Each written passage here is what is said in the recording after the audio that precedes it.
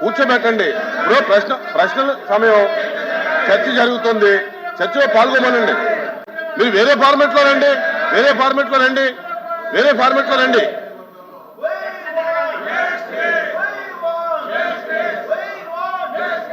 LOP గారు మారుతున్నారు.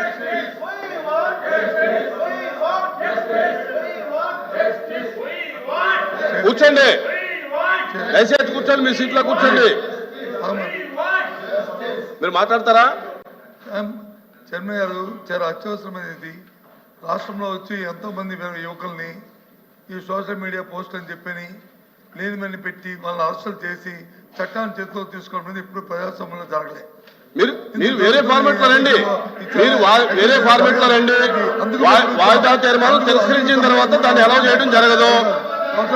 వాయిదా తీర్మానం ఒకసారి తిరస్కరించిన తర్వాత అది అలౌ చేయడం అనేది సాంప్రదాయం కాదు. దయచేసి మీరు వేరే ఫార్మెట్ లో రండి. దీని మీద కూర్చోవడం మంచి పద్ధతి కాదు.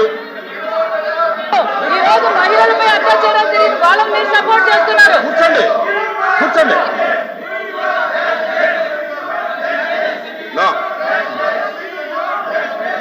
యనమల గారు శ్రీకాంత్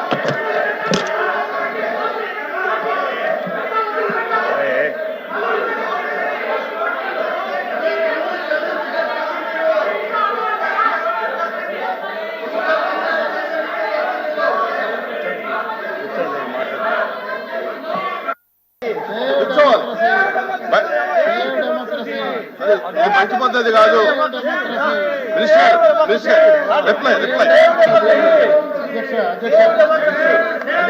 అధ్యక్ష, గౌరవ సభ్యులు రామ్ గోపాల్ రెడ్డి గారు చెప్పినట్లు గత ప్రభుత్వంలో 6,500 ల్యాప్టాప్లు కొనుగోలు చేస్తే దాదాపు 1,520 దానికి కంప్లైంట్లు వస్తాం జరిగింది అధ్యక్ష. దాంట్లో మొదటి కంప్లైంట్ చూస్తే చాలా వింటుకుంటుంది అధ్యక్ష. ఒకటి, ఒరిజినల్ ఆపరేటింగ్ సిస్టమ్ కూడా విండోస్ ఇన్స్టాల్ చేయలేదు అధ్యక్ష. రెండోది చూస్తే కూడా బేసిక్ అడాప్టర్లు కూడా పనిచేసే పరిస్థితి లేదు. కొన్ని ల్యాప్టాప్లో ఆడియో క్వాలిటీ కూడా ఇబ్బందులు ఉన్నాయనేది చెప్తాం జరిగింది. ఇంకో పక్కన బ్యాటరీ కూడా కొన్ని ల్యాప్టాప్లో ఎక్కువ సమయం రాలేదనేది కూడా చెప్తాం జరిగింది.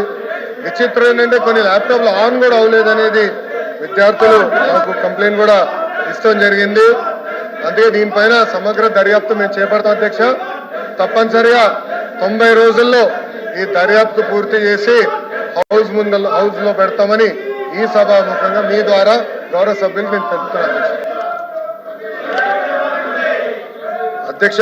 మొదటి ప్రశ్న సమాధానం, ఆంధ్రప్రదేశ్ ఈ ప్రొక్యూర్మెంట్ ద్వారా RGUKTకి 2023 సంవత్సరం నాడు 6,500 ల్యాప్టాప్స్ కొనుగోలు చేస్తాం జరిగింది అధ్యక్ష. రెండో ప్రశ్నకి సమాధానం, ఒక్కొక్క ల్యాప్టాప్ 27,000 రూపాయలతో కొనడం జరిగింది అధ్యక్ష. మూడో ప్రశ్నకి సమాధానం అవునండి. నాలుగో ప్రశ్నకి సమాధానం, ఈ అంశాన్ని దర్యాప్తు చేసి చర్యలు తప్పనిసరిగా తీసుకుంటాము.